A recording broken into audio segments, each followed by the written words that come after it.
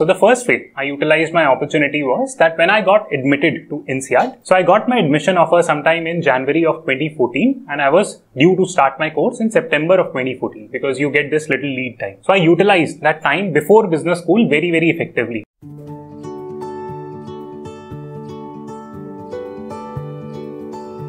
Hello everyone, welcome to today's video. So today's video is very special to me because I'm starting a series called as Sunday Positivity Series.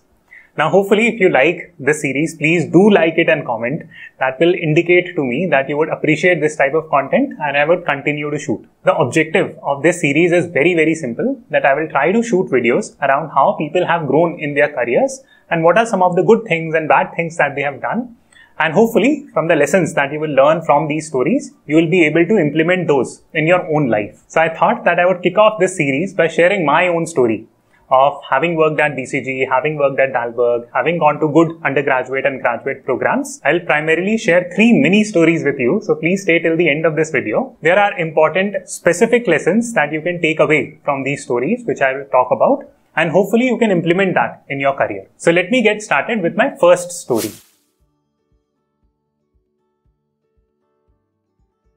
So the first key story that I want you to tell is that I cared more for the brands at the start of my career rather than the money. Now this is a critical mistake that I see several youngsters and college students make, that they go after the highest package. So in my story, when I graduated out of college, I started working with Ministry of Rural Development.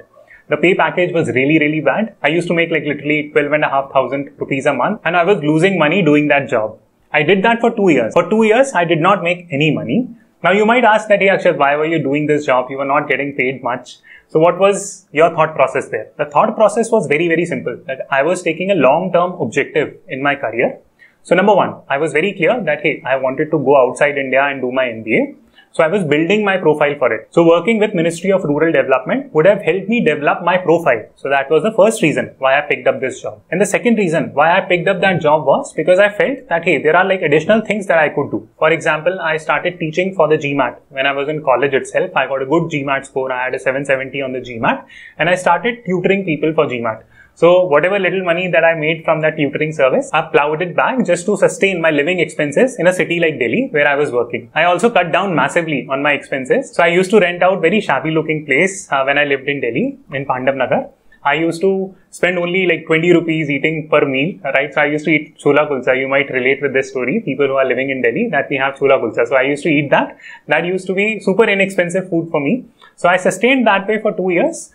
Just with the thought process that I need to get brands on my CV first, grow my profile up to a certain bit, and then I will see how my career develops. So this is the first key lesson that I would leave you with, that if you are in the early phase of your career, please do not worry too much about money. Money will get sorted as you move along in your career. Important point is that get brand value on your CV.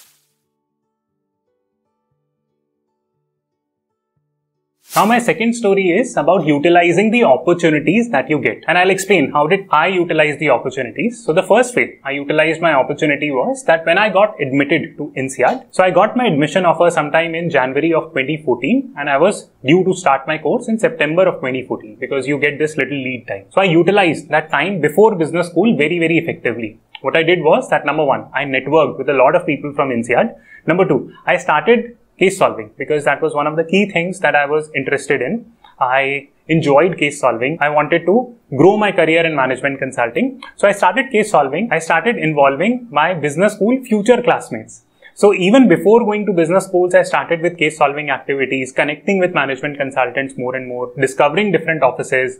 And along the way, I used to pass on a lot of useful information to my classmates. I never inculcated the perspective that, hey, you know what, if I share things with my classmates, they will learn more from me and then there will be like a lot of fight for jobs. Nothing like this. I added a lot of value to them. Now, how did this benefit me?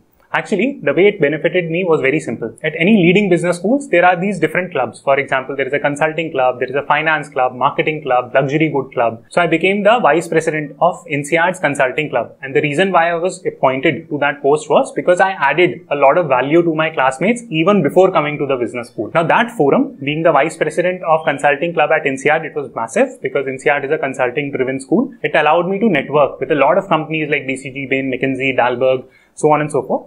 And it really propelled my career from that point on, and I did not have to fight massively for jobs when I was at INSEAD. So in summary, basically whichever forum you're joining, whether you're joining a good college or bad college or a good job or a bad job, it doesn't matter. You need to best utilize the opportunities that you have available to you. Because if you successfully utilize the opportunities even at tier 2 colleges, tier 2 firms, I'm sure that you will find a lot of success in your career. Again, I'm taking a little pause in this video and I'm asking you and requesting you to please like this video, smash the like button for the simple reason that it indicates to me that you value this type of content, and I would continue to shoot these type of videos only if there is enough traction for this video. Otherwise, I'll assume that these type of videos are not working and you guys do not want to see such videos. Now let's move on to story 3.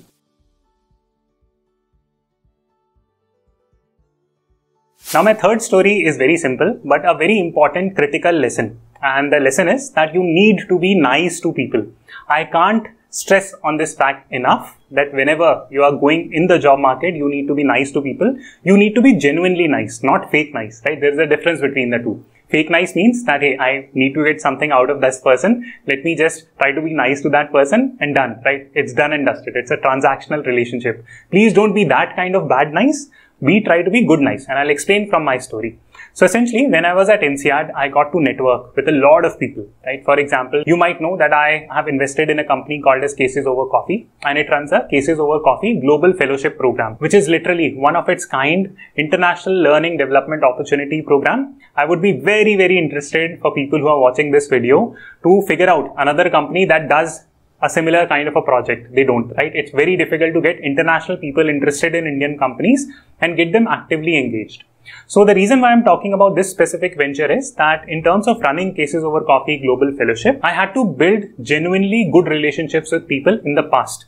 It's not as if that I did it with the intent of starting COC Global Fellowship. If you take a look at our mentor list, you will figure out that there are people who are working with us who are ex-Bain Singapore office, ex-Bain Australia office, McKinsey Portugal office. There is actually a business school professor who is formally working with us. So getting and building this type of a network requires you to be genuinely invested in people. So honestly, I would like to believe that I was always nice to people, right? And therefore, they eventually started helping me out when I was looking to build this company and grow this company. So being nice has done wonders for me from that perspective. And how can you implement this in your own life and in your own career? It's very, very simple. All of us have classmates. Now you can be nice to your classmates. For example, if you know a concept, a complicated concept, teach them. Organize specific group classes. If you know how to invest in stocks, teach them. If you find something useful like this video on the internet, share it with your friends. So all these are basic but very important steps. It shows that you're genuinely invested in the growth of your peer or your friend, and they are going to have a very fruitful relationship with you going forward as well.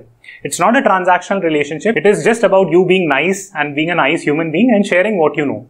Don't think about it from a competition perspective, because once you collaborate with people, you will grow more in your career, rather imagining that you're alone in some kind of a battle, right? So making that mindset shift in your career is going to be critical and super important for you. So let me quickly summarize the 3 stories. Number 1, we spoke about the fact that you should care more about the brands at the start of your career over the money. The second story was about that you should make the best use of the opportunities that you're provided with. Don't think about that, hey, I've landed at a bad college or I've landed a bad job. Nothing like it. There are ample opportunities even at tier 2 colleges and tier 2 jobs. Just try to grow and make the best use of opportunities that you have. Third and finally, be nice to people, because if you're genuinely nice to people, not fake nice, genuinely nice, if you're genuinely nice to people, people will listen to you, people will help you, and you along with them will grow massively in your career. So with these steps, I'll close out the first video. Do let me know in the comment section and give it a like and a thumbs up. Would mean a lot, and I will see you on the next video.